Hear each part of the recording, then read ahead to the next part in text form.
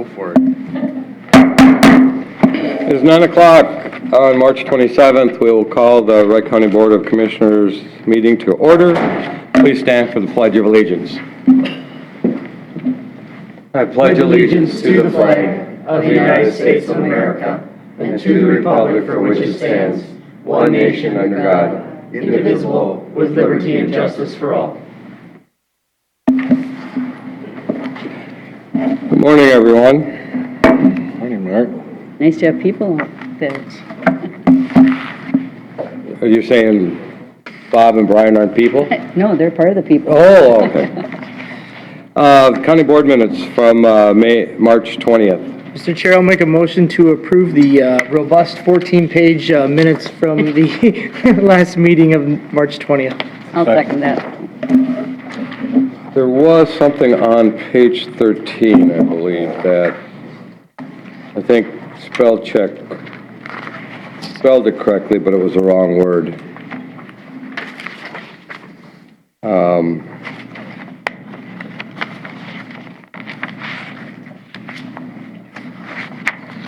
I looked at it online, but now I can't remember where it was.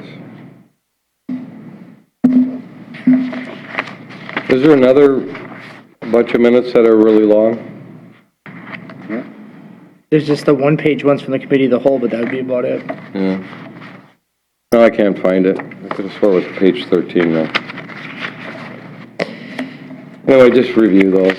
There was one, it was a word that, it got spelled correctly, but it was the wrong word.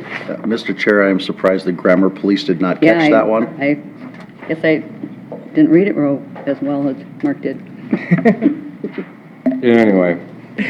All right, I have a motion by Commissioner Vetch, second by Commissioner Hewsome. Is there any further discussions? Hearing none, all those in favor say aye. Aye.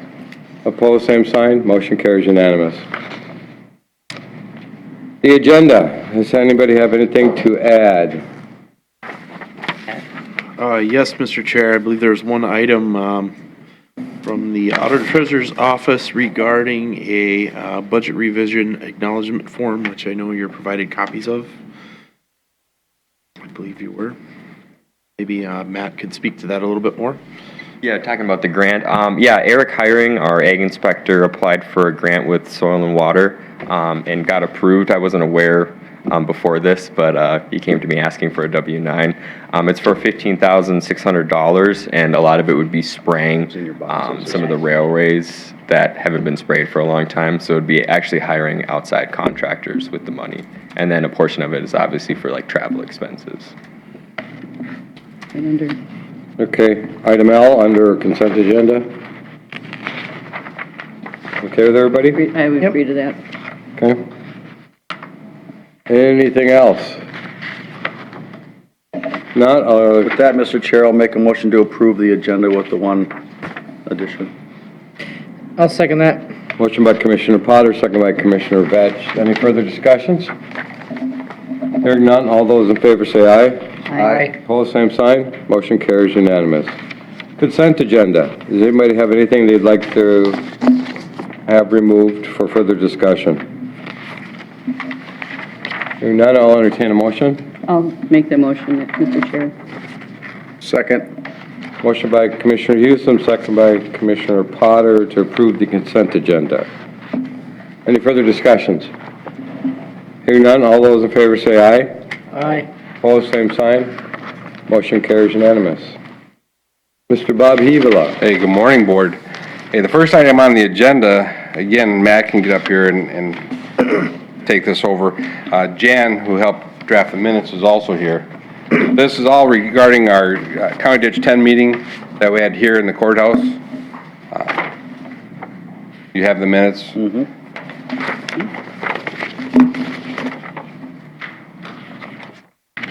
You want Matt to kind of first go over what happened at that meeting? Mr. Chair, I'll make a motion to approve the minutes from the March 13th Committee of the Whole Ditch 10 meeting.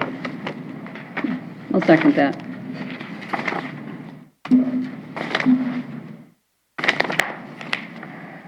Oh, maybe this was a page 13. That was bad. Is this the 13th? When you get all these 14-page Yeah. minutes. You sure it was 13 though, huh? Yeah.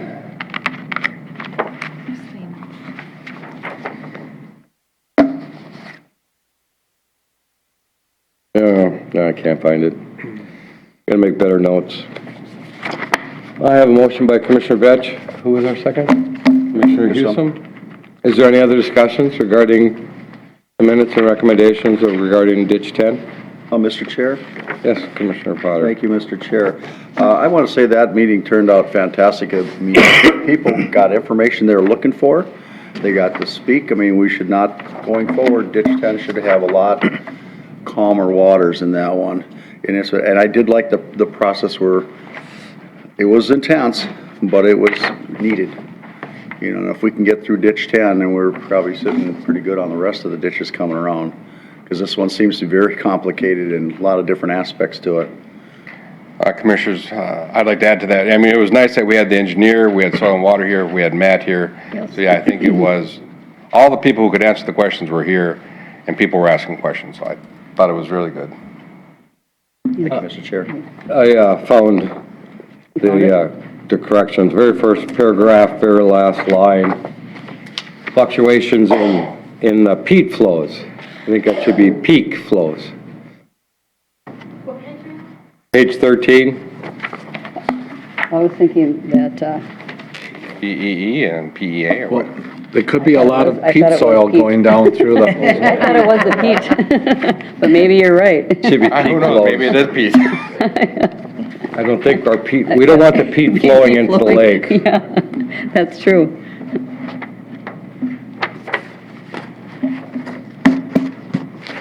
All right, we have a motion and a second. Any other discussions? Hearing none, all those in favor say aye. Aye. Opposed, same sign, motion carries unanimous. Item number 2. Board,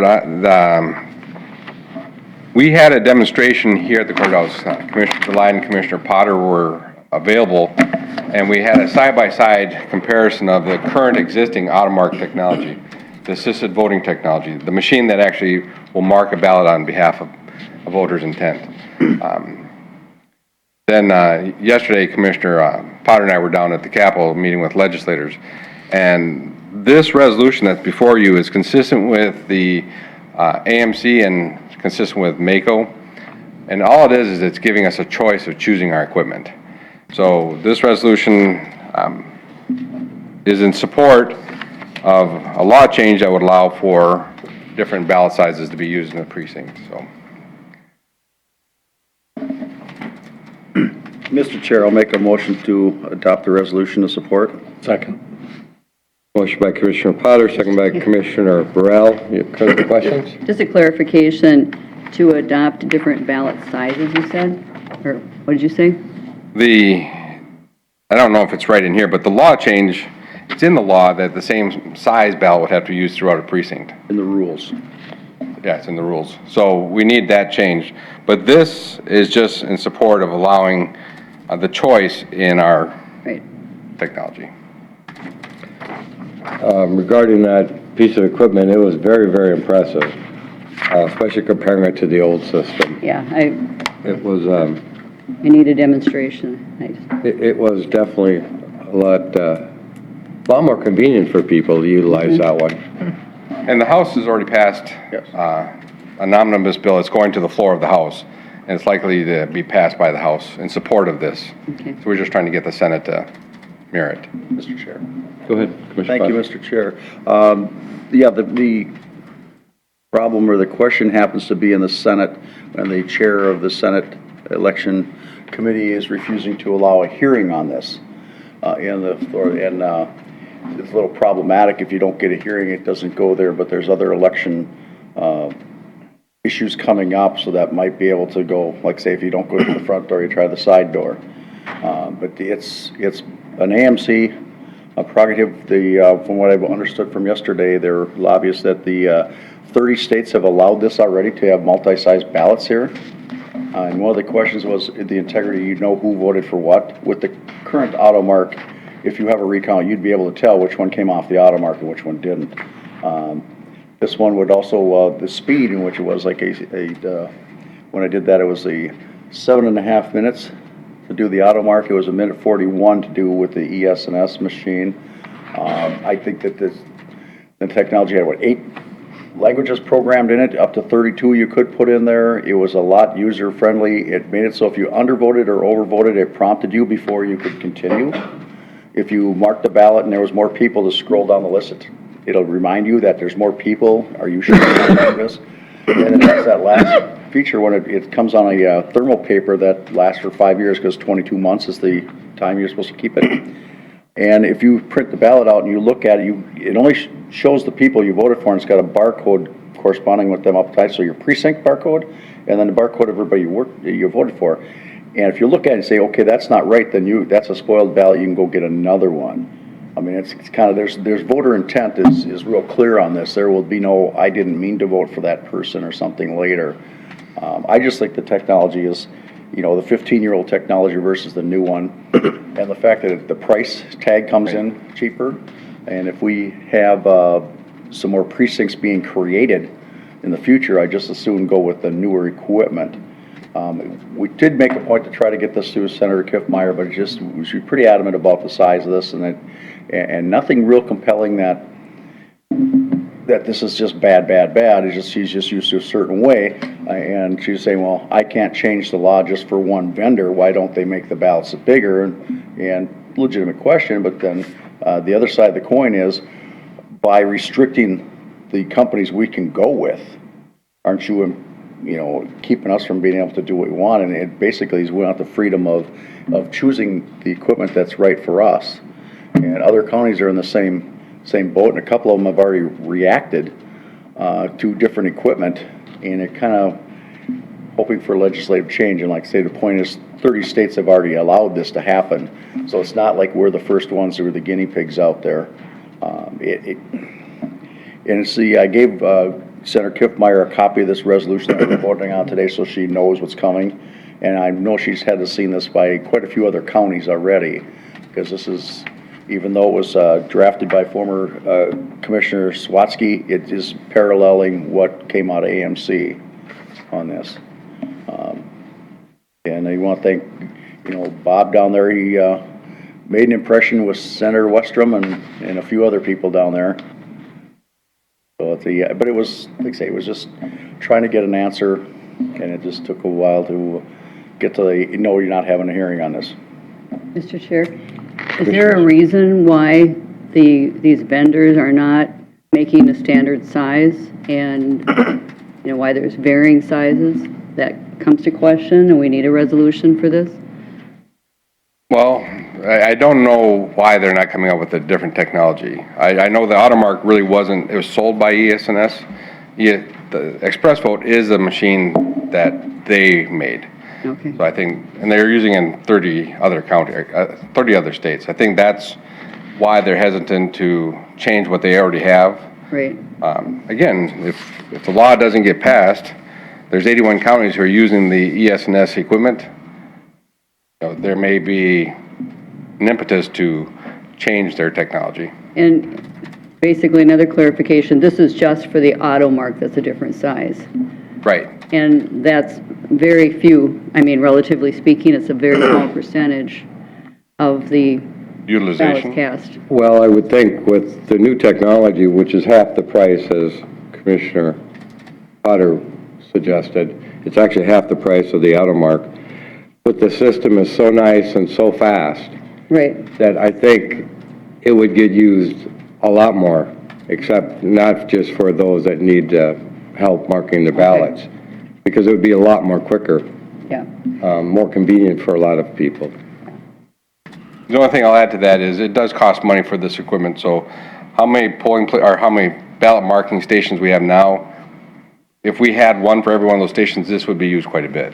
Okay. Not having that, people will still fill in the ovals. But I do believe that this will have a greater adoption than the AutoMark. I just can't say for sure what it'll be. Okay. Mr. Chair. Go ahead. Thank you, Mr. Chair. And for the board here, one other thing is came with a question, the integrity of knowing if there's a recount, who voted for who. Like I said, we covered that a little bit. With the auto market, it's pretty obvious to know who it was. With this particular system, if you had more than just those with disabilities doing this, you wouldn't be able to know who did what. I mean, because in other cases with the auto market, you'd have to probably change the election judges to have somebody else there, because you're so limited how many people would be using it. In a lot of precincts, it might only be one or two people. Right. And that way, the recount, they'd know how they voted, and that's the idea, is not to know how people voted. So Exactly. I think this technology makes it so they can have more anonymity on who they voted for, and not have that, say, geez, I know you voted for so-and-so, why?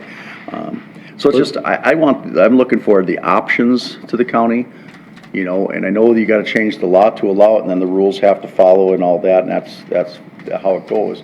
But it's just a matter of 15-year-old technology versus today, and as we all know, technology is gone to the stratosphere from 15 years ago. Thank you, And Mr. Chair. Commissioners, even if we were successful in this, it still has to be certified by the Secretary of State. So all the security issues over any of the equipment would be vetted by the Secretary of State. Yeah. We probably wouldn't see it this year. But yeah, it's a lot more convenient. All right, any other discussions? Hearing none, resolution, Commissioner Burrell. Aye. Aye.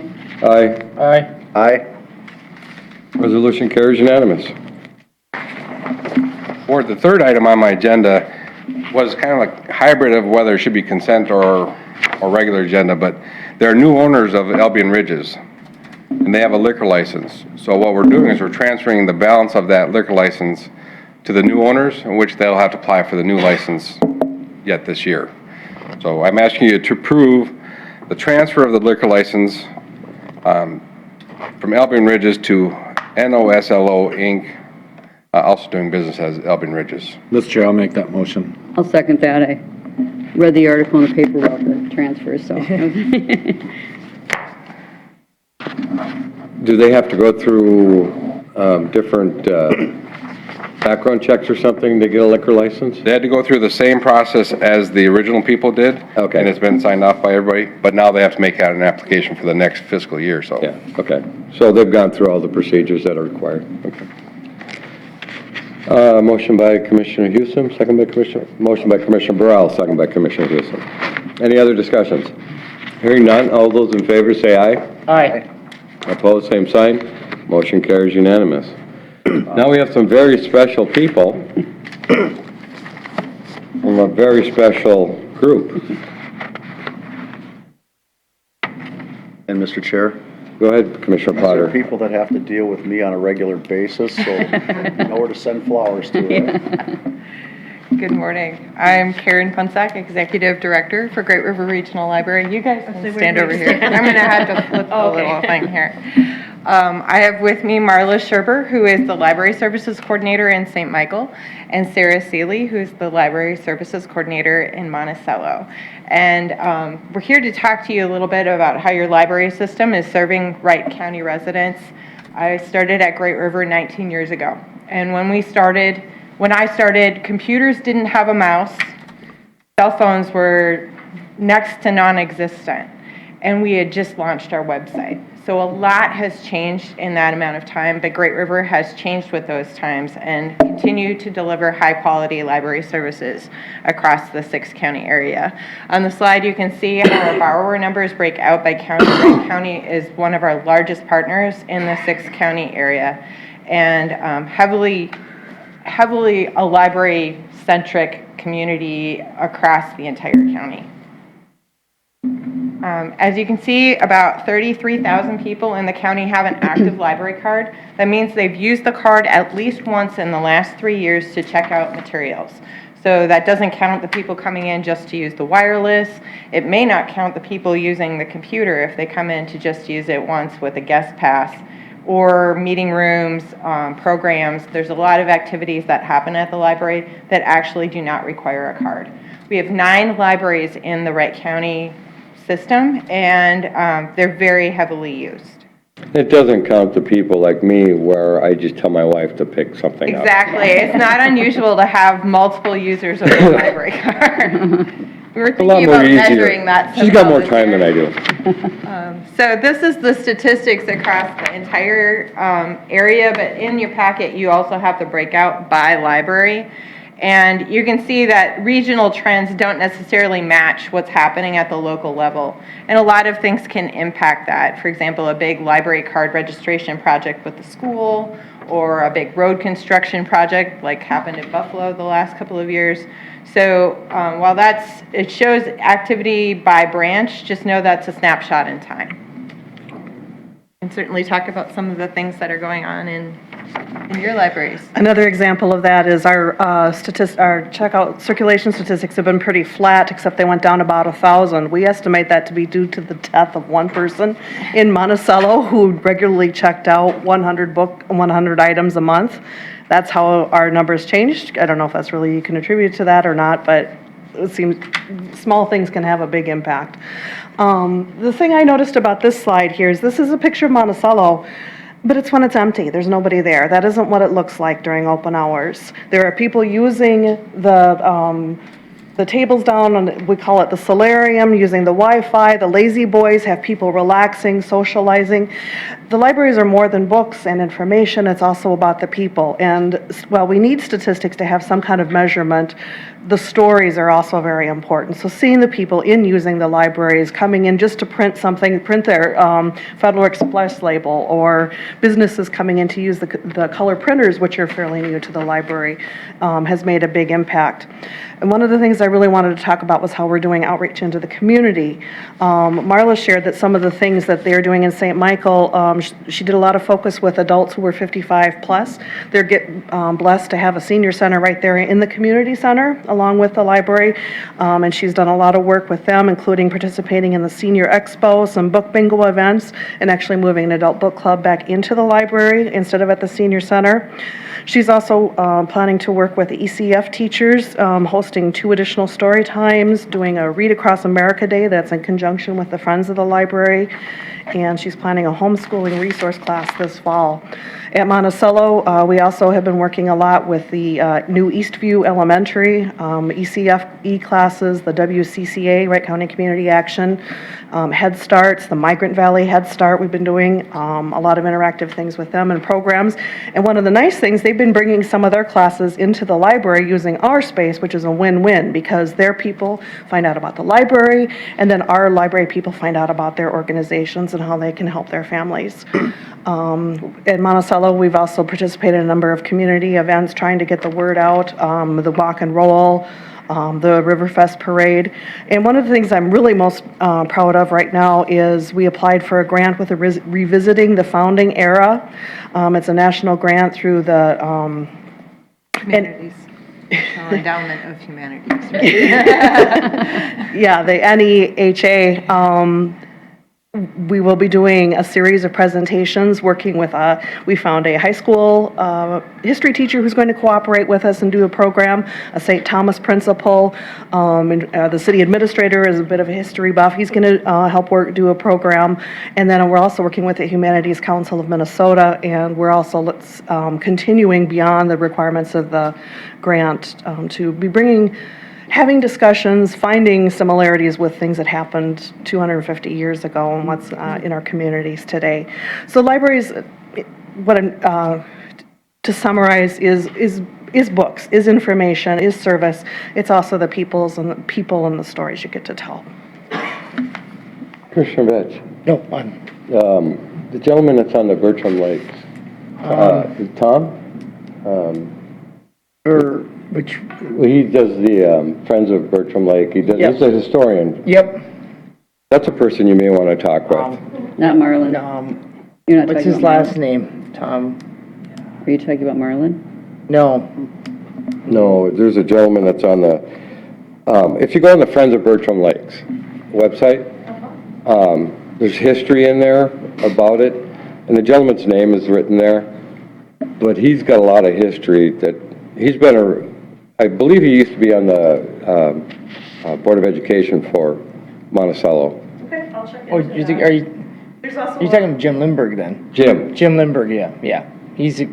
If he hasn't already contacted, he's got a lot of good. Facebook thing, History of Monticello or something. Yeah, he'd be a good person I haven't to, spoken with him, but it's on my radar. yeah, no, he would be excellent.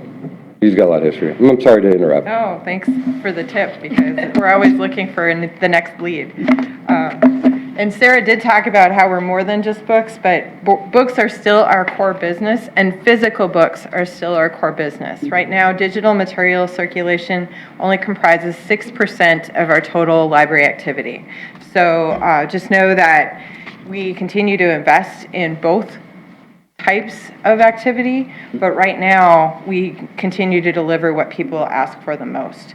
And it's interesting, I think central Minnesota is not in the early adopter category for the most part. We're still circulating things like VHS across the region. So know that there are people who just don't have access to technology yet, and that's an audience we focus on because we are kind of the area where we bridge that gap. One of the other things that really demonstrates how our library spaces are changing is our public access technology usage. You can see over the last 5 years, the use of public library computers has declined, but our wireless usage has almost made up completely that change. And so that means our staff are dealing with questions on multiple devices. You don't know whether the person's going to walk in with an iPad or a laptop or a Chromebook from one day to the next. So focusing on getting our staff trained and answering those basic technology questions is an area we will continue to focus on. You want to jump in here? Thanks for inviting us, first of all.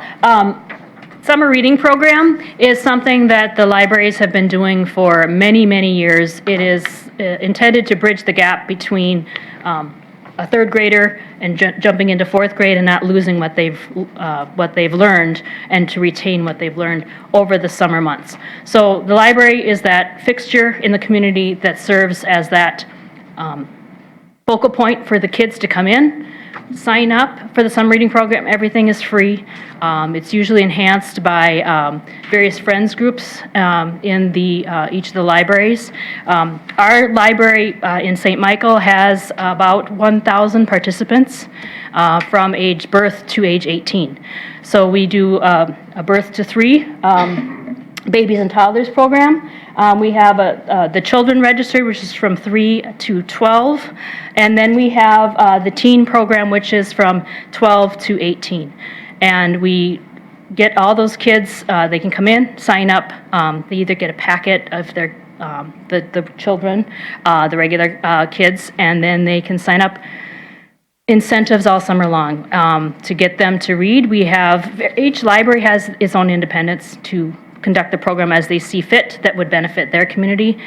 This year, the theme is, well, that's last year's theme, Reading by Design. This year's theme is Reading Takes You Everywhere. So we're doing this kind of a collective goal where we want people to come in to read, and each minute they read is going to be considered a mile, and we want to circumnavigate the globe is what our intent is going to be, and we think we can do it 12 times.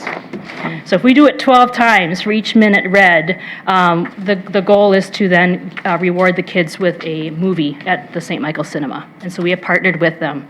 So that is something that we're going to do. It's going to be kind of exciting. So something new, and reaching out to the community, like Sarah was saying, using those community interactions and involvement to reach out, and they want to get involved. It's a win-win for everybody. Sarah was saying that their participants have gone down a little bit, but they've also mentioned that the number of slips turned in, which records their amount of time reading, has increased.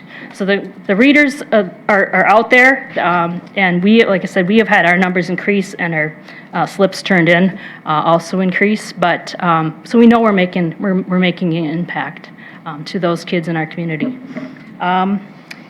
Programming in the summer reading program, we have the legacy program, which allows us to do lots and lots of awesome programs. During the summer, we do most of that. Obviously, we want to get most kids to come.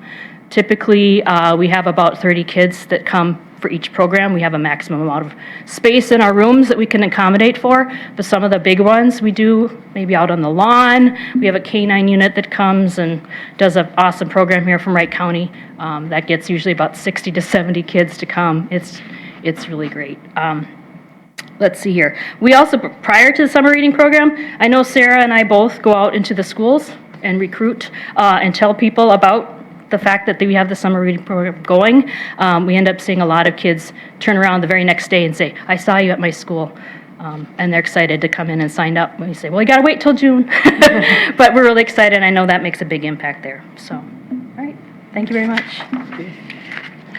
So we want to thank you for your support of Great River Regional Library. In your packet, there's the Minnesota Library Association platform. That has 2 items we're watching down at the legislature. So if you have the opportunity to show your library support at the Capitol, we'd appreciate it. The first one that we're watching very closely because it is likely to move this session is the bonding for public libraries. That's House File 1484 and Senate File 2218. This is where library construction grant money comes from. St. Michael is one of our most recent recipients of the fund. Should this be approved as part of the bonding bill, it is not outside the realm of possibility that Howard Lake would be eligible and interested in participating in those bonding funds. So no, we're watching that one fairly closely. And then last year, I was here talking about House File 1382, Senate File 1033. If you remember, you all sent a letter of support for that initiative. We are hopeful that it may be included in a supplemental budget bill this year. I don't know if that's going to happen, but this needs to pass at some point in time. State library funding is a broken formula right now, and this dollar amount would allow us to be held harmless across all 12 regional systems. All 87 counties are part of a regional system. All regional systems have passed support of this measure. It has just not risen to the top because it's part of the education bill. And so we're hopeful that it will move forward at some point in time. And here at Great River, it would allow us to be able to set our budget without guessing on 17% of our funding. And that is a really tricky guessing game. Last year, we were off by about $100,000. The good news is it was $100,000 in the right direction, but it's just a matter of time before it goes the other way. And that's mostly because there's so much fluctuation across the state in adjusted net tax capacity and how that relates to population. That's the funding factor that we're trying to shift funding away from just to make it more stable. So know that that's something we're watching really closely. The other things you should know is we're working on a fund development audit at a regional level. So we're taking a hard look at how we raise funds for the library and how we can do that better and hopefully increase it at a level of hopefully 20% year over year over time. Our lofty goal is reaching to the point of raising about $500,000 every year for the library. But we want to do that in conjunction with our friends groups, not in competition with our friends groups. So we'll be doing a retreat in April. And we have a consultant working on it out of the cities called Library Strategies. So we're working on that.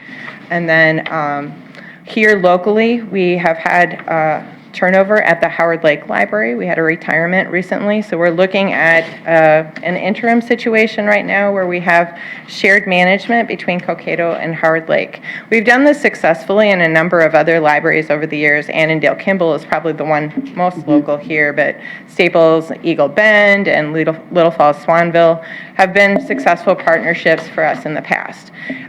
We are going to see a lot of turnover at that coordinator position. We're fortunate to have people like Marla and Sarah with us.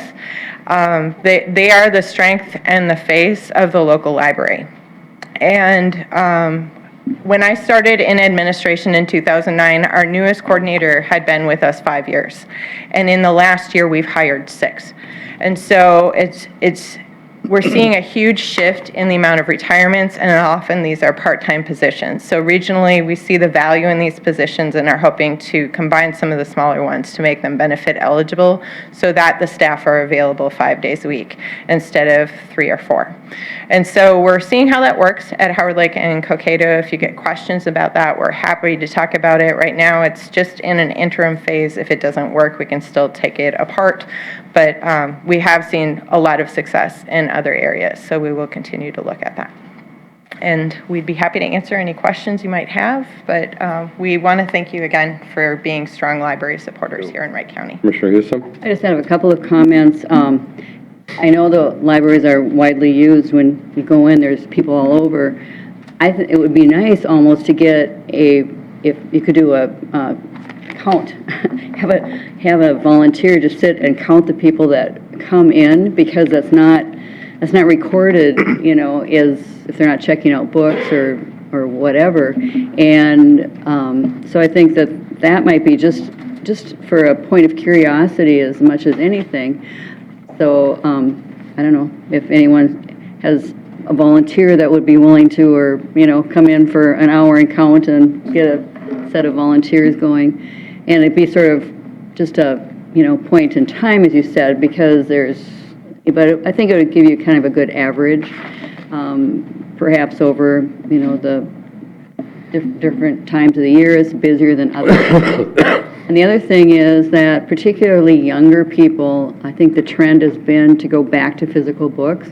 People spend so much time, you know, at their jobs on computers, and it's nice for them to pick up a physical book. And I've heard, I don't have the statistics, but the 40-year-old, you know, that group is gone back more to the physical books, but a lot of the older people haven't left them yet. So I traveled over the weekend, and on the plane, there were a lot of people with their physical books. So even though they're trying to travel light, they still, you know, have that physical book. And so, yeah, I was looking at some of the people, the ones that were on devices were more maybe watching a movie or something, but other people they're reading their physical books, so it's not going away.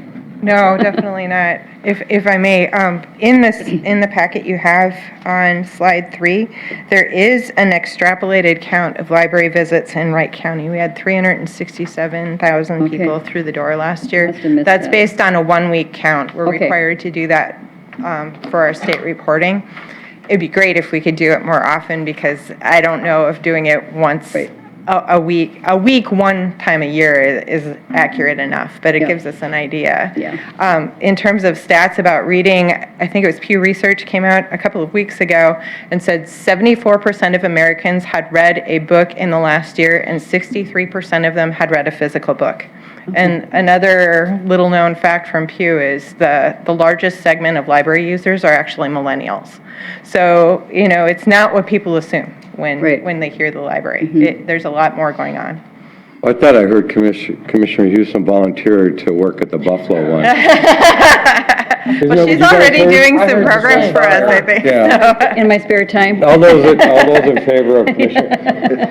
Mr. Chair. Go ahead, Mr. Commissioner Potter. Thank you, Mr. Chair. And for Commissioner Houston, I've been working with Marla at the St. Michael one when we changed the hours and got that extra one to see what difference it made in people coming in. And the number was dramatic on how just that change to make the hours consistent. So people knew when they were open at dramatic numbers on that change, which I think I applied to being good, because we're a service here. We used to be open 1 until 8 on Thursdays, and we were having people complain that we weren't open at 10 o'clock every day, that there was a random 1 o'clock time thrown in. It kind of threw everybody off. We switched the open time to 10 a.m., like every other day in the week except for Friday. And it was amazing how many more people came, and nobody complained the fact that we now closed at 6. Nobody had issues with that. We're still open till 8 on Mondays and Wednesday nights, so we still have that evening opportunity for people and families. But it was amazing how many more people are there on Thursday mornings. It's been remarkable. It's very, very positive, and we're actually looking to add more hours in the near future. Fridays, we're on board. Mr. Chair, as a follow-up. Anytime we switch hours, at least Wright County side, I try to promote, let's see what change happened, you know, cause and effect. Let's see by doing this, what happened there. And I do want to applaud Karen for how we're running this operation, because everybody seems engaged there. Everybody likes to be part of the team. The exit interviews have changed dramatically in a few years from what I've seen from when I first got on to now. They know that the board is receptive. We did that a couple years back, 3 years back. We did the increase for the IT, which has been paying dividends for us. We also did a pilot program project in Sartell to see how that one, and so hopefully by next year at this time, when you come back, you can give us a full year report on that, how that goes, because that may be the wave of the future and it may not be the wave of the future. And the other thing I want to point out that every library in Wright County that had issues of any magnitude here, the cities have been dealing with them. And I want to applaud all the cities for stepping up and making it right. And some were just very small, mundane, and some things where I felt were kind of major things that had to get taken care of. And they've all stepped forward, and they have an action plan and going forward, and they are moving, which is good. And I gotta believe that there's more than just Howard Lake would be eligible for that grant in the future, but that's probably the most pressing one we hear now. They're probably the closest to being in position Closest to be apply. in that one. And I want to agree with Mike here. I'm sorry to jump in, but I have to say, I feel blessed to work at Great River right now. We have one of the most engaged staff and one of the most engaged boards across the entire state. I mean, we have the security committee, we've got 4 board members and 2 staff members on it. We've got Mike, he's on union negotiations, and he and Randy come regularly, and our union conversations are so constructive. And, you know, going to like safety and security, fund development, we've got board members on that committee. We've got so many board members working out in the community to bridge the gap between our cities and any understanding that might fall down. And our friends groups are stepping up and filling in some of those gaps as well. So we're just really fortunate to have a strong system with really, really engaged stakeholders all the way around. everybody likes to be on the winning team. Yeah, it's fun to be that team. And Mr. Chair, when you increase the basic funding for library systems, I mean, that's been a challenge the whole time I've been on there because you don't know what the funding mechanism, it fluctuates a little bit. And granted, the good news this year, we got more than we thought, but when it becomes less than we thought, then that squeezes everybody else, and especially the 3 smaller counties we have, that really has a major effect on them, what happens there. And try to get some stability in this, and I was hoping that Representative Erickson would have enough pull to help this get there, but I think some are just reluctant. I don't know why. We're not talking major dollars here, difference to keep it stable. It's not like you're asking for $300 million. And for some regional systems, I mean, we're fortunate to be in the middle point of that formula, but for some regional systems, they're working out of their reserves right now because the dollars have fluctuated so wildly from one year to the next. And the other point is just we do have a healthy fund balance reserve at Great River, which is nice. I always like having that because you can weather these storms as they come up, and then you can adjust your action plan when you have to. If it looks like the trend is they're going to keep having this storm, we can adjust things. So, like I say, it's been a pleasure being on the Great River Regional Library Board. I look forward to going up there and being part of it because everybody's just positive and uplifting about the system and what we have here. And we are delivering that system for, what, a third less than everybody else in the state or thereabouts. I mean, that's something to be real proud of also, is that we're doing it correct. You know, we're providing the service in the most cost-effective manner, the way I view it. Thank you, Karen. Thank you, Marla. Thank you, Sarah. Yeah, thank you very much. Regarding the comment, didn't you say that this regional library is one of the most cost-efficient, cost-effective in the state? Ours is. Right. So in terms of scope, we serve about 480,000 people, which puts us as an administrative unit of library service, second largest in the state to Hennepin County. I mean, the counties down in the metro area aren't that big. We have the second largest physical library in our system, the St. Cloud Library. We have the third largest physical collection in the state of Minnesota and are a net interlibrary loan lender, but our cost per capita is less than the state average. The state average is around $39 per capita, and we're around $19. And so it's really remarkable what we're able to accomplish because a lot of groundwork's been laid. I mean, nobody worries about at Great River who owns that book. We just get it to the patron. And we don't worry about, are the fines going to be different in Staples versus Delano? We just make sure that we're consistent so when people walk through the doors, they have the same experience. And it's been a really, it's been really eye-opening as we dig into how we compare with other systems, that we're just very unique. And one more item, Mr. Chair. Go ahead, Commissioner Potter. Thank you, Mr. Chair. The other part is, I think Karen and her staff have been very good about having the correct amount of material and not having too much. You know, you don't need 15 copies of War and Peace on the shelf. I mean, I think that's part of what's making it efficient. You're having the right amount, where if you get caught with too many, then it's just sitting there. It's not being used. It's the turnover on the books because you have people waiting list because you don't have too many of them. You have just the right amount.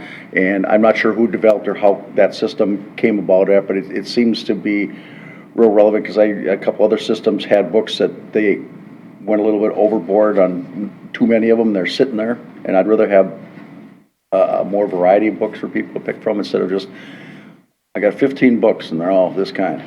But so We're able to buy the 1 or 2 copies because we can share them across 32 libraries, so it's not a big expense when you divide it by 32. Yeah. Okay, thank you very much. Yeah, thanks much.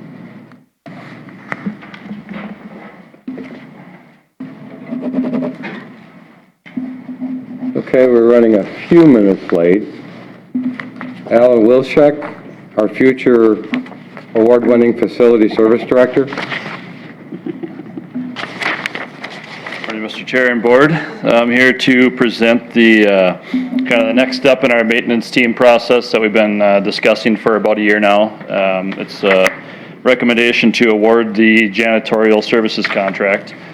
Just to kind of give a recap of where we've been to this date, 2017, we had some discussions about where department's going, moving to a contracted services plan for janitorial services. Right now we have all in-house services, custodians, split between days and nights.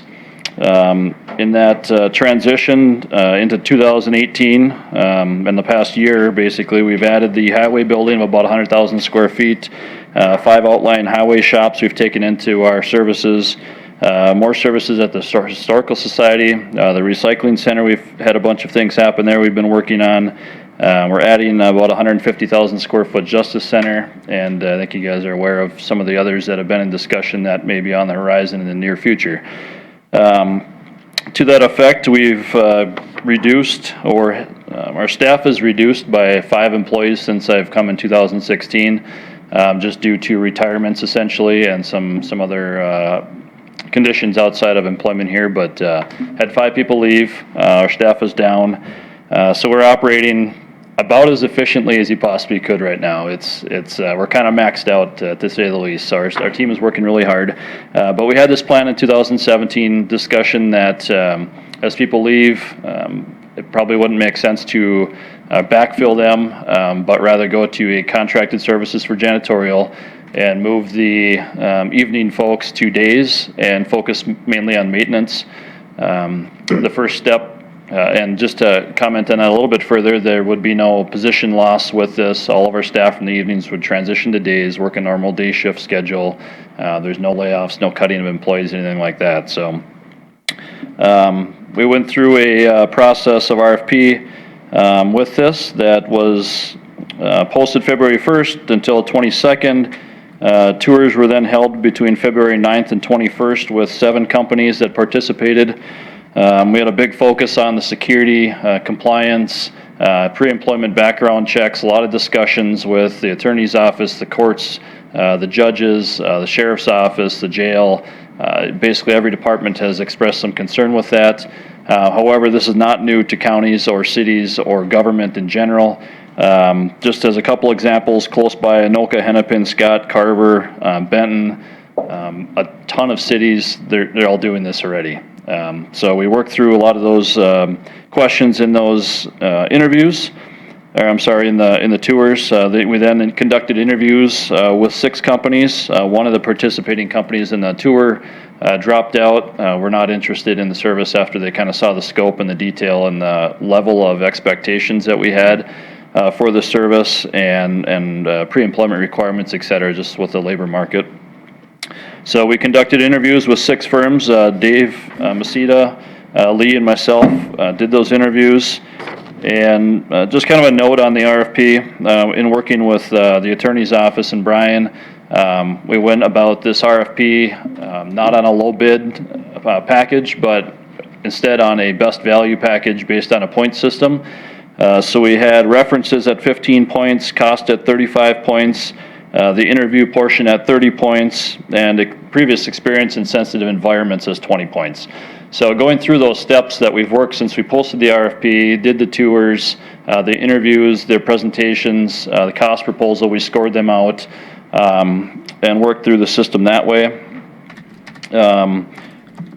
So we're at the point basically now where, after a lot of discussion with Lee, Dave, myself, and the staff working through all the details, that I'd like to recommend that we move forward with ABM Janitorial Services, or ABM Services. They are not the low-cost provider. However, if you look on your cost proposal, the first company, Amani, was a strange situation. They submitted intent to participate, then never contacted me, or I never heard from them again to do any interviews as were required, or tours as were required in the RFP. It was just kind of strange. Nobody reached out to me, didn't do any interviews, and then a proposal showed up at the deadline. So I don't know how they put together the proposal. I've never heard from anybody or talked to anybody that never toured anything. So I guess as far as we're concerned, that's an invalid proposal. They didn't follow the RFP. The second, I believe, was RBM. They're doing some services for another company or for some other counties. However, they were one of the lower scoring groups as we worked through the point system. ABM was the highest point scoring, and their proposal cost-wise is, I believe, third if you counted the Amani proposal. So I guess I'd like to recommend that we move forward with ABM on a 3-year service agreement. And request approval to move forward with negotiating the contract and having our board chair sign that contract. I can answer any questions you may have. It'll be on our county service agreement that I've worked with the attorney's office, and we're doing all of our service agreements on, and then again executed by the board chair. So with that, I guess I can answer questions. Ellen, Mike and I are on the building committee, and I've only been on since January, but wouldn't you think that's something that would come before the building committee? Well, I guess it could if you wanted to go that way. We had talked Well, about I mean, it. like, why do we have a building committee if we're not, this is the first I hear about it. It's kind of like, it's a big expense. We're talking $400,000 a year. I believe. I mean, we talk about what color carpeting we're gonna put in a room or whatever and things like that. And then a big thing like this didn't even get introduced to the building committee. I believe about a year ago, Yes. commissioners, there was a discussion about the budgeted items, and if it was a budgeted item that had been discussed during budget, we had met fairly extensively about this at budget last fall. And if it was a budgeted item to move forward with it, come with a recommendation. If you want to go to building committee, I'd be happy to discuss it further. Well, it's just, I mean, we're going through this whole process of selecting them, looking at the criteria, doing interviews. I'm just thinking the building committee, I mean, it wasn't even introduced to me since I've been on the building committee that we even were doing this. No, but it was It wasn't during a budget. We It talked was about it quite a bit of discussed, budget. and Yep. at that time, we allowed them to move forward with it. And part of that, if I may, was to move, we had a couple vacant positions carrying in the budget. We eliminated those and moved them into professional services to fund this as well. So there was fairly extensive discussion about that. Mr. Chair. Go ahead, Commissioner Potter. Thank you, Mr. Chair, and I want to apologize to Commissioner Burrell because I should have alerted him to some of the things that were already in the pipeline because he just got on and I should have gone through and updated him on some of the things that we've already discussed in the year prior so he can kind of get up to speed on that. And that one's on me, Charlie, and I apologize for that because these are things we did talk about before, but him coming on new and now say, well, wouldn't you do this, wouldn't you do that, and shouldn't we do that? And those are legitimate questions. And if I was new on this committee, I'd be asking those same questions. What's going on here? Well, it's just, I'm just looking at, I mean, when we're doing interviews, we do interviews for the class comp study. The whole board's involved in it. I mean, here we don't even have a board member. And this is a $400,000 expenditure, not just this year, but every year. And the class comp study, we're talking, couple $100,000 a one-time expense. I don't know, it's just. But we did reduce employees Right. to pay for this. Oh, no. So this should be pretty much cost neutral, I don't know, it's Or just. or less. Whatever. Okay, I'll let it go. I'm not saying it would have changed a thing if Mike or I were involved in it, but I just think for something like this, I would think that, we should have been involved, so, anyway, I'll let it go. Yeah. So once this is approved, because you guys haven't drawn up the actual contract yet then? have you? Correct. Yep, so, will we get to look at the contract just Yeah, I can submit that on, absolutely. Okay. So this would be on, we have a standard service agreement that we've formulated, work on all of our regular services. This would be on the same format template that we've worked with the attorney's office on.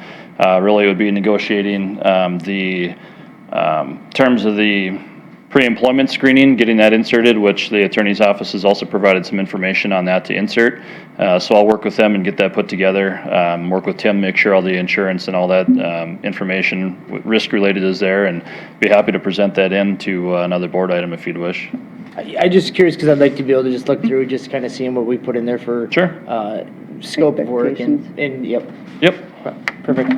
And Mr. Chair, Alan, when we had these discussions and looking at cost for employees versus contracted services, essentially, we should realize cost savings in this, and that was the reason why we started this discussion in the first place, correct? Yeah, it's a couple fold. They're professional cleaners. That's what they Right. do. They're trained, they're much more efficient, and that's their specialty. The second piece of it is we just have a lot more facility to take care of amongst our staff and be able to serve our departments in a quick, timely manner and more effectively.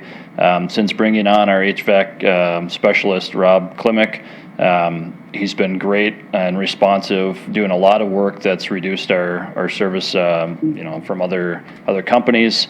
We had talked about just kind of trending that way and being able to respond more quickly to needs of our department. So that's kind of the second piece of it, is having staff here during the day. That can really help and get those things done. We keep adding facilities to the building maintenance group that we never had, and we're up to 6 or 7 facilities now in just 2 years that we've taken on in our group that we never used to. So we either need to hire a significant amount of internal staff to do that, or we go contracted services with this and bring all of our staff to days.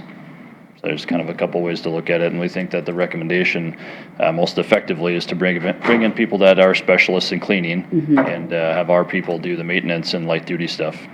Yeah, Mr. Chair, that's what I appreciate, the differentiation, that they're not, trying to get their cleaning done and doing the maintenance parts of it and that kind of thing too. So this makes more sense to me. There's a lot of square footage that, Yeah. and a lot of things that need to get taken care of, and being able to do everything under the sun is difficult for one crew. Yeah, definitely. It's very difficult to be efficient if you're getting pulled away from one task to do another. So.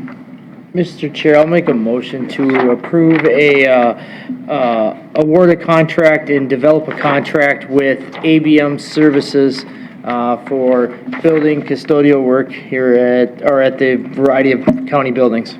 Second. Motion by Commissioner Batch, second by Commissioner Potter.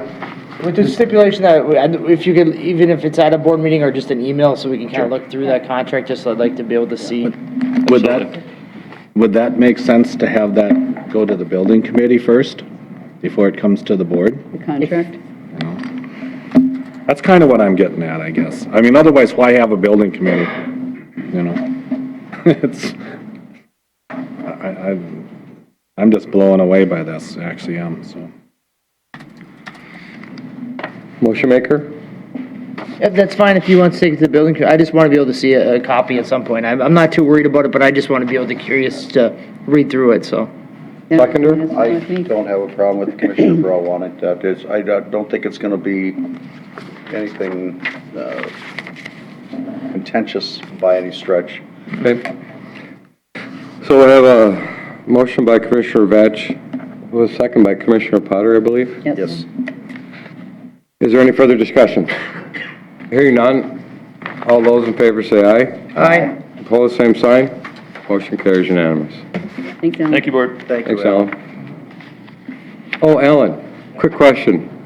Bids were open for, or partially open for the new Justice Center. How Correct. did they look? I mean, are we It looking looked at? very favorable. Did they? So, yeah, Okay. everything came in. It was really competitive.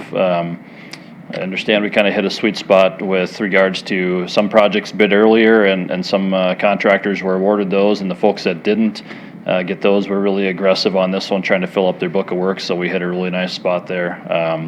We'll have final numbers coming this week.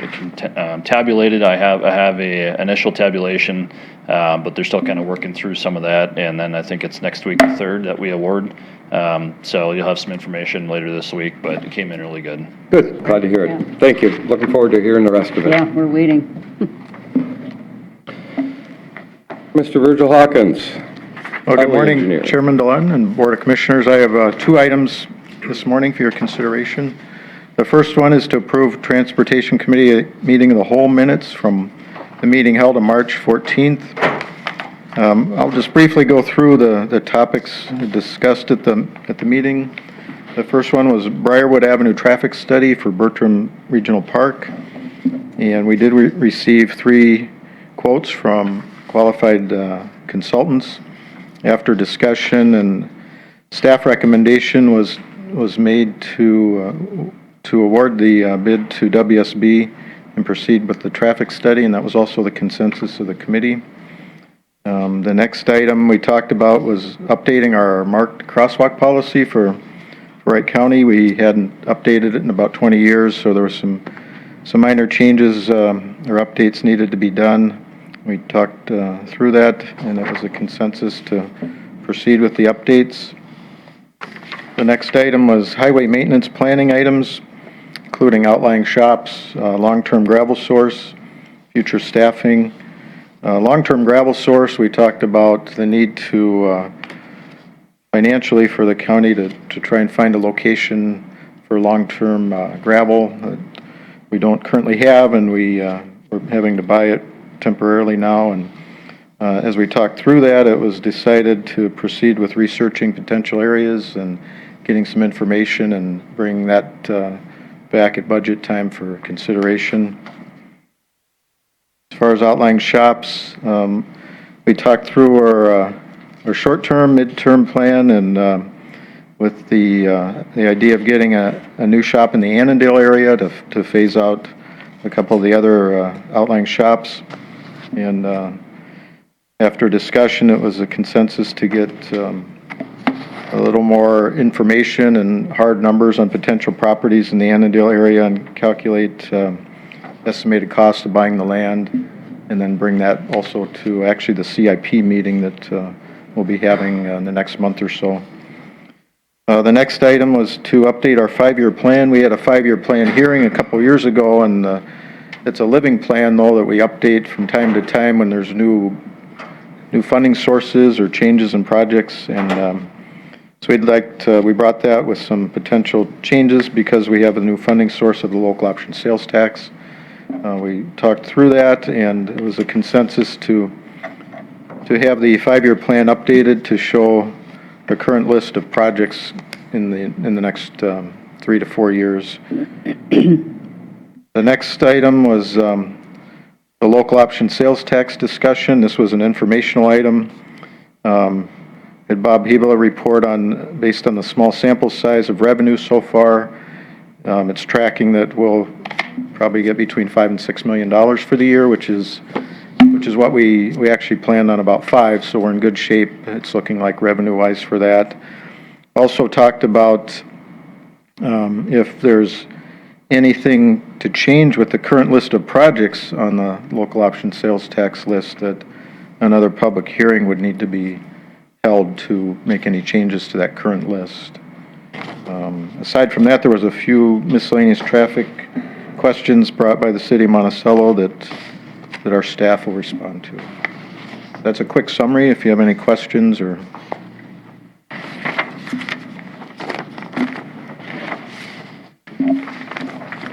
No questions? Chair, I'll make a motion to approve the March 14th Transportation Committee of the whole minutes and act on the recommendations. I'll second that. I'll make a second. Make a second. Motion by Commissioner Potter, second by Commissioner Vatch. Is there any discussions? Just one thing, she spelled my name correctly, members attending, but on page 2, I know it jumped out at me, she misspelled it. Okay, we'll get that changed. Maybe it's a different Mark, though. I didn't Could spell be. his name different, yeah. Could be. It ends I up don't with remember a seeing any zero. other Marks there, though, other than Mark Mattice. Any other discussions? All right, hearing none. All those in favor say aye.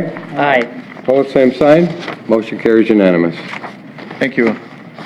The next item today is to approve agreement number 1030633 with MnDOT in resolution for revising the signal system at Trunk Highway 12 and County Road 139 in Delano. It's also known as County Line Road. And the agreement calls for the county share.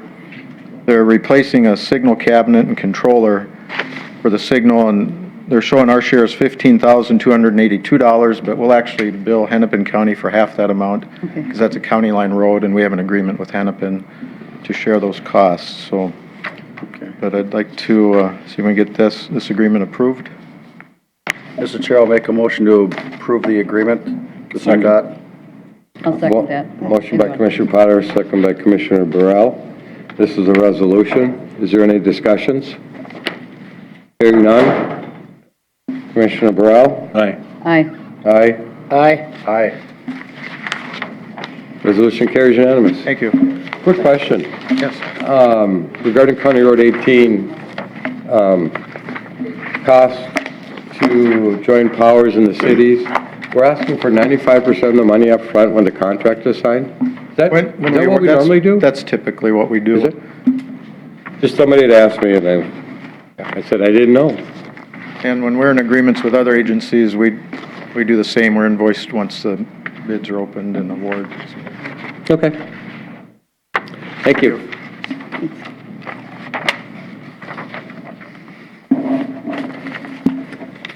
Committee of the Whole. Items for consideration.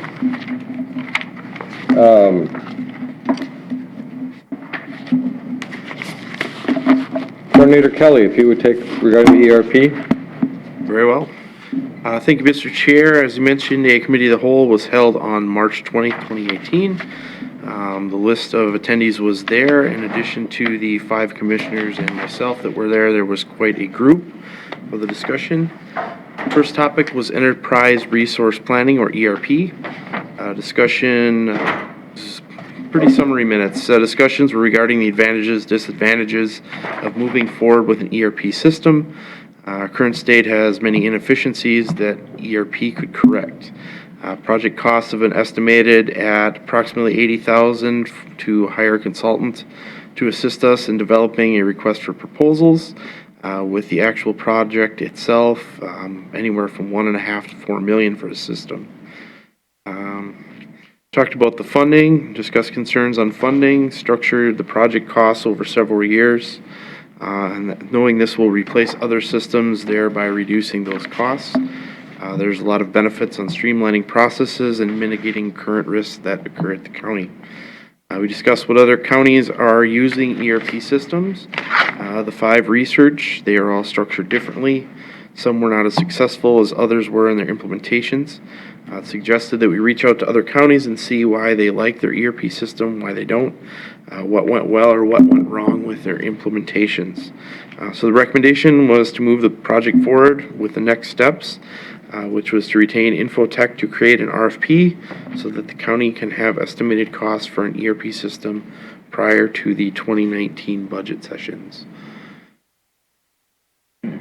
I'll take the second item, strategic planning, coordinator versus administrator. This conversation's been ongoing for quite a while. We talked about the advantages, disadvantages, concerns about some of the reviews and how they get put about where we only have minimal contact with some of the department heads. The county coordinator has more contact with them a lot of different times. The committee structure we talked about and how that will remain the exact same way it's currently going. We had some discussion regarding lobbying effects, if it's a staff level or paid lobbyists, and see what other counties are doing, how they're handling it, and what the cost would be. Our recommendations was for Human Resource Director to put together a job description for the commissioners to review. Ask our labor attorney about having a contract draft for the commissioners to review. Again, for the administration, reach out to other counties, see how they're handling their lobby and the cost for lobbying services. Meeting to continue the discussion will be set for April 24th, which we'll be talking about here in a second.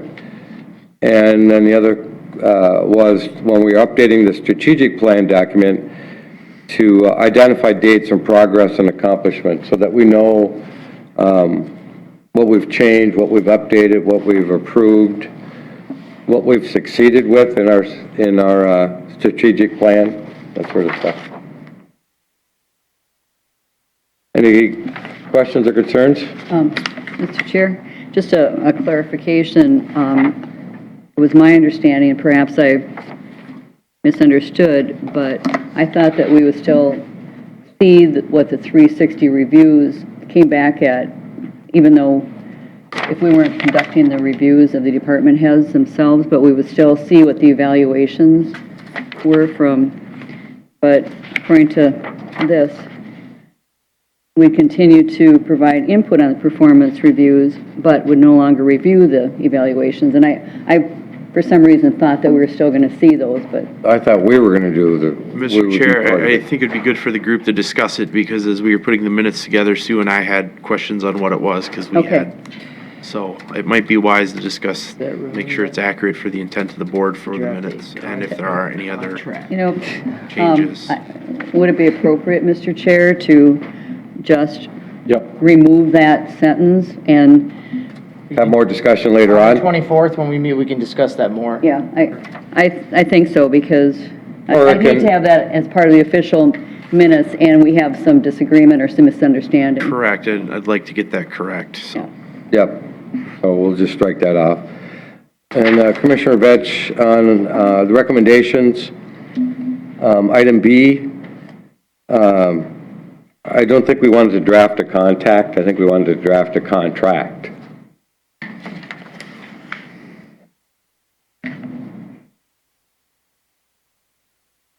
Any other discussions? Not, I'll entertain a motion. I'll make a motion to approve the committee of the whole minutes and recommendations from the 20th. I'll second that. With that one line taken out. With that one line taken out. Motion by Commissioner Vetch, second by Commissioner Hewson. Any further discussions? Hearing none. All those in favor say aye. Aye. Opposed, same sign. Motion carries unanimous. Regarding the meeting for April 24th at 10:30 a.m., strategic planning coordinator versus administrator would be one of the subjects. Again, part of the other strategic planning would probably be brought up at those meetings too, at that meeting also. Mr. Chair, I make a motion to set a committee of the whole meeting for April 24th at 10:30. Strategic planning, coordinator versus administrator, and other items. Strategic items. And strategic items. I'll second that. Motion by Commissioner Potter, second by Commissioner Hewson. Set a meeting for April 24th, 2018 at 10:30 a.m., thereabouts. Any other discussions? Hearing none, all those in favor say aye. Aye. Opposed, same sign. Motion carries unanimous. Item C, resolution declaring official intent of Wright County to reimburse certain expenditures from the proceeds of bonds to be issued by the county. Who gets to take this one? I'll speak to this one, Mr. Chair. This is a resolution we've passed on previous building projects.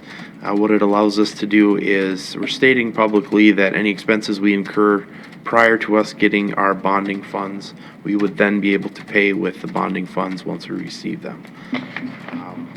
Pretty standard to the process of moving forward, just that we have to declare this via resolution, so hence it's coming forward.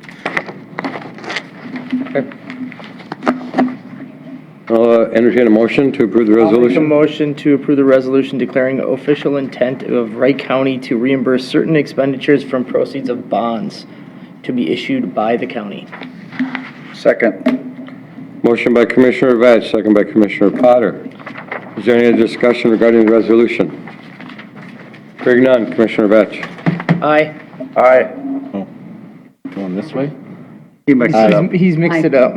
Aye. Just trying to confuse you, Charlie. Now it just got messy. It worked. Resolution carries unanimous.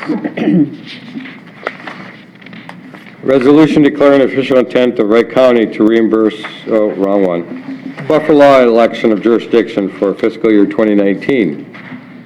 Who's going to do this one? Mr. Chair, I just wanted to give a little background on it. I did receive a letter from, I forget the individual's name, Tom Guile, I believe it was, that was sent out to coordinators, administrators in the state of those counties that had not elected to manage the enforcement provisions of this buffer law in previous years, basically prompting us to say, if you are looking at making a change, please let us know prior to the, I believe it was a June 15th, 2018 deadline, knowing there was a process if we were to make any change that we'd have to get going on soon. I thought it'd be wise to put it on the agenda here for discussion if the board is looking to make a change. We attached a resolution just based on some discussions. If we were looking to change, we could move forward with that. So I guess I don't know where the board's at. I just thought I'd bring this forward knowing that. Mr. Chair, I thought we dealt with this already, and I mean, like, I don't know why we're. That was for last year. Yeah, I know, but I mean. Well, we didn't have Matt at the time. Yep, Mr. Matt, Chair, I actually kind of went out there and spearhead and bringing it to Lee and kind of pushing to put this on the agenda. Mostly because I'm going to want staff to talk a little bit about this because with Matt being on board and now having seen a year and what work is entailed to this, it might be smart of us to move forward in taking it back and maintaining local control and being able to execute those funds because the workload up from what Matt has, but I'll let Matt kind of speak a little bit to that and what actually is required of it. So if you want to come, Matt, step up and kind of give the skinny. Yes, so the board's or the county's role in this would be more the administrative and enforcement side. Soil and water would still go out and find non-compliance. And once the buffer effect goes in for drainage ditches, which is November 1st, we would have to elect to do it for both drainage systems and public waters, since you are the drainage authority. So it would essentially we'd be sending out a corrective action notice after there's non-compliance for a certain amount of period. We also have included the model buffer ordinance, and you can elect whether or not you want to do an administrative penalty or a criminal action, which is a misdemeanor. Why would we do this though, Matt? They already do it. They're, you know, if we say, you made the law, they'll enforce it, why should we even get involved in it? Because they're gonna give us a pittance of money and it's not gonna cover our expenses. It might some year and then it will get cut later on. We talked about this last year and it's gonna end up being an unfunded mandate. I see the writing on the wall. But Mr. Chair, if I may. Go ahead. So, Charlie, this money that we get at this time, okay, we're spending a lot of money on working on our ditches. And in the short term, even if it's only 2 years, 3 years, if we can actually take that money and be able to back out the funding for Matt's position and other positions out of that drainage part, because these people are already going to get a lot of expenses in the short term, he's still going to be able to do all of his ditch work as well as be able to maintain the buffer enforcement because it is purely administrative. We already allocate money from the county to soil and water, so their part isn't going to change anything. They're going to be the boots on the grounds. We're just essentially sending out the letter saying, hey, you're not in compliance. Here's your second notice saying that you're not in compliance. And by the time you come to the third notice, if I'm correct, you would get to the point where you can actually cite them as a misdemeanor or whatever in accordance with the ordinance. So you're seeing the money coming in, but you're not seeing it going out. Yeah, but what going out is postage and Matt's time, which we already pay him anyways. I'm just taking the fact that we're gonna actually save the ditch members' money by taking it out and using some of the state funds. Instead of letting the state pay somebody in St. Paul to do it, we're going to take the money and be able to administrate it locally and be able to take that money from St. Paul and use the, instead of having it stay in some employee out there, we're gonna pay to an employee here and save it from somebody on County Ditch 10 that isn't gonna have to pay part of his wage to do it. And when the money goes away in 3 years from now, he's already here working anyways. It's not, we're not changing anything. We're still paying him. We just go back to maybe having to assess a little bit more back to the ditches later, if that's the case. I'm just looking, we're gonna save local taxpayers in the short term. Yeah, and I think there's obviously things to consider. I think with our meeting with Soil and Water in February, we are below 2% non-compliance, so that's obviously a factor. I mean, if you're looking into doing this and we had a lot of non-compliance, then maybe it would be a different thing. But since there is so many people in compliance, and the Drainage Authority already has the right, and I've talked to other district commissioners and stuff, where if landowners are not in compliance, they go out there and see the buffer themselves and charge it back on their tax assessments. So essentially, you wouldn't even get to that stage of buffer enforcement. So when somebody disagrees and then it has to go to a hearing, you know, you're not figuring those expenses in. And, you know, it's, But then also at that point, Charlie, you have control over somebody else far, far away from the situation. Wouldn't you, when somebody has an issue with their buffer, wouldn't you rather have the one be able to mitigate it for somebody on the other side of the world that doesn't? I like to be local I'm really control. looking at this, Derek, as a dollars and cents thing, and I said, I don't think the value is there to accept this little gift with the strings attached. But it's not a little gift. We're Whatever. talking 90-some thousand roughly. Sorry, Mr. Chair, I should ask for that. A guy in a bow tie, do you have something you want to add to it? Mr. Chair, Commissioner Burrell, I think as far as the unfunded mandate, I appreciate Commissioner Burrell's concern there, and that's always a worry when we're dealing with the Minnesota State Legislature.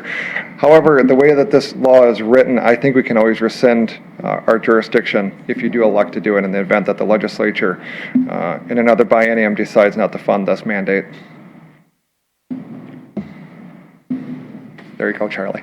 But we could not get into it in the first place, I guess that's where I'm at. No, once we make the, Chief Deputy just asked me if this is an annual election. It's not. What's coming up right now would be a change in jurisdiction decision. So this would go on perpetually until you rescind it. I'm hoping if this fails again, Derek's not going to keep bringing it back year after year.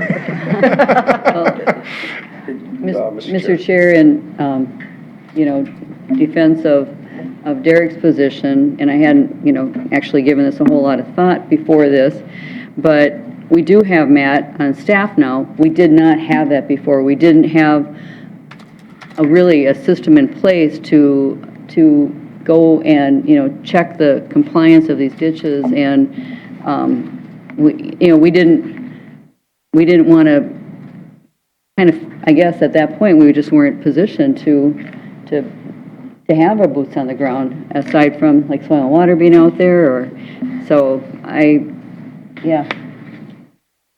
Commissioner Potter? Thank you, Mr. Chair. When we discussed this before, because we have so little out of compliance compared to other counties in the state, which really had a problem, even to the surprise of Kerry Saxton, how much we are in compliance. I got, when I was reading through this before, I had concerns on the carrot they dangled in front of us, the amount of money they're getting, and then you're tied to a string to them on the back end. This is where the concern came in, especially when the legislature and the governor were having some serious problems on how this is going to be implemented and going. And I don't think that argument has stopped yet, even though this November is when it, quote, comes in.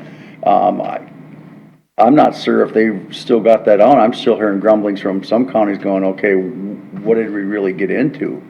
And the old saying, it's easier to stay out than to get out. I just don't see the string being attached there being the benefit of this. I'd rather see this shake out, because we have to, if we declare to opt out, that's an every year thing, but once we're in, we're in.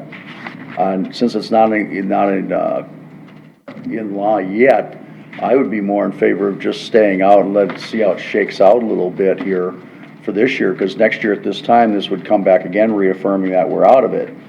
And since the law hasn't taken effect yet, I mean, I just don't see the benefit of us getting in at this point in time, and I just have to agree with Charlie on this one, is I don't see the cost benefit to us right at this point in time, because there is nothing there that they can do. And they do not have unanimous support from all counties around the state on this one. And we still have yet to see how that shakes out for the rest of this, because even though this is a bonding year there, and this comes in, I'll bet down to $1 that it's gonna come up at the state on the budget year next year. The other thing, and just to follow up on what Commissioner Potter is saying, this law could get changed and make it so that we're really out of compliance, and now we have to go and really fight people, and it could be real contentious, and it could be a very costly thing. And I just say, why? We're doing fine. You're getting paid right now, Matt. You know, we have it in the budget. I just don't need their carrot with the strings attached. Well, just to clarify, how much are we paying, Matt, and how much are just the ditch It's people half, paying? half and half, I do believe. 50/50. 50/50? Yep. Okay. All right. Bob, you had something? I do, Commissioner. I just want to remind you that as a drainage authority, you have the responsibility to enforce the buffer on all of our drainage systems Right. now. Right. They have to be established by November. So really what we're taking on is the enforcement of the natural waterways, which is the Governor Dayton's bill. So I want to emphasize that we already have quite a bit of the enforcement enacted already on the county. So again, I think this is a situation where we're not the boots on the ground. We're notified of violations. We're sending out the respective letters for it. How they're enforced, I think that gives you more authority. So I'm encouraging you to look at this. Like Greg said, we can always back out of this. Mr. Chair, I just encourage the board, I think it's great when we have opportunities to maintain local control, on top of the fact that we will take in no new staff time, as well as being able in the short term to take on funds to offset current expenses. I mean, there's a lot of wins here, and we have a way out on the backside if it doesn't work out. In the short term, I see there's nothing but positives for us to move forward with this. Any other discussions? Mr. Chair, I'd like to make a motion to move forward with buffer law, election of jurisdiction, and move forward with setting a public hearing to draft an ordinance for buffer law enforcement. Mr. Chair, Commissioner Vetch, before you get a second, I think the appropriate step first would be to move to approve the resolution affirming Wright County's jurisdiction to carry out the compliance provisions, Minnesota Statute 103B.101, Subdivision 12A, and 103F.48. And then we can discuss the ordinance issues after, and if we get approval. Then I'll change my motion to such. A lot of statute numbers. Motion by Commissioner Vetch. Do I have a second? Do I have a second? Do I have a second? Resolution dies for lack of a second. Mr. Chair, I think I just needed to process this longer, because I can see both sides, and I'm really on the fence, so I'm just not prepared to. No, that's fine. We can Yeah, wait another year. Well, and we have look till, at it we again. have till June, but, I see both sides, and I need to do more consideration on this. Well, excuse me. The other things maybe will shake out during the legislative. Yeah. Mr. Chair, Section. if I I doubt give it. you time, would you consider taking it back at a later meeting? And I can motion to table it to come back at another meeting. We still have time to, if you'd be interested in conversating with staff, Commissioner Hewsome? I would. Well, I think it can be brought back anytime. I think, yeah, So we don't have to necessarily table. want it. Committee of the whole. Ways and Means. I mean, we've got till June 15th, so we do have some time to consider this. If I could on the time deadline here, if you're going to do this, I'd recommend you move forward by the end of April. Okay, Because we have to have a notice period for adopting an ordinance, publishing, and getting it out to the townships. okay. And we also have to then deal with reviewing that ordinance with Bowser first. How much is this whole process gonna cost? Greg? I'm 7/8 of the way done with the ordinance. It's really just, do you want to go forward with it or not? Publication will cost you a quarter. A word. No, it's about a quarter.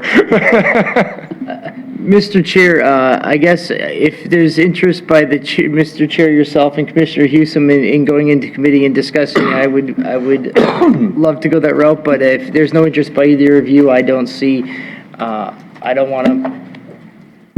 Well, let's see how things shake out at legislative this year, and we have a month, and we can make a discussion a little bit later on. Okay. Yeah. All righty. Advisory committees, advisory boards update. Commissioner Vetch. I'm sorry, for advisory. That's right. We do have a closed session at 10:30, so in the interest of time, please Yep. keep it short. 2 items last week. I met on Thursday. We had a coop training tabletop, which myself and a lot of the department heads were at. There'll be another one somewhere to be determined down the road. Highly encourage another commissioner to attend if possible. They're hoping to get more of the board involved in that process. Other item is last week on Wednesday, the Mayor's Association dinner was very nice. Myself and Commissioner Potter.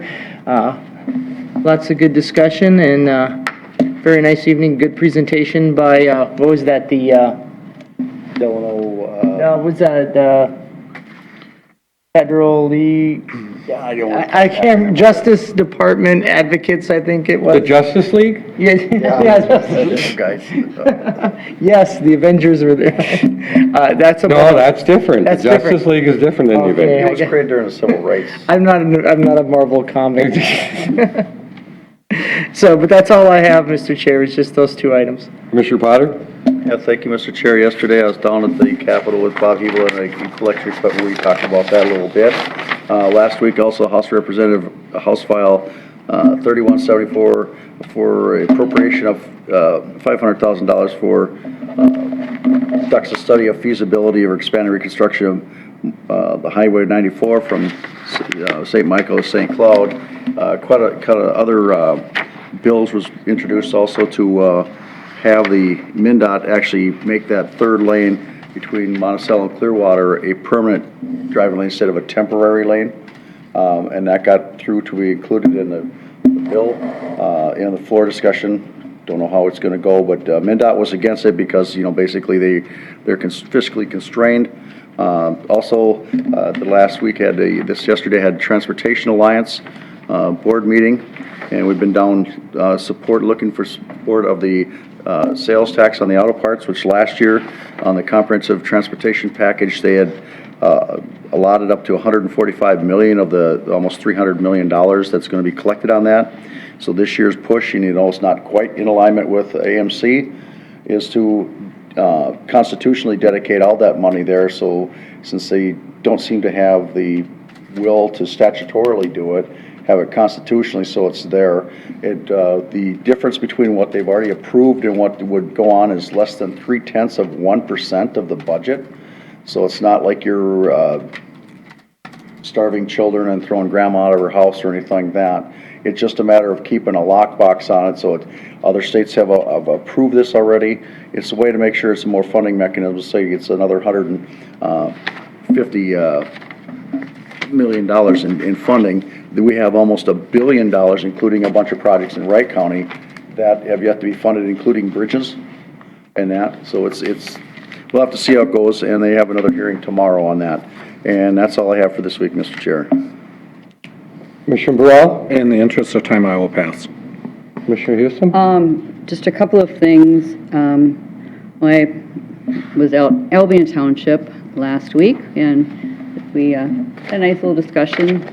They shared some concerns, and I would also like to recognize the passing of Waverly Fire Assistant Chief Doug Alt, and give our sympathies to he had a rather sudden death, so that's. I should have mentioned that. He had Yeah. a real bad stroke Yeah. last week, so. So, yeah. Sorry. For his wife, and, I mean, it impacts the whole, fire safety community or fire department community.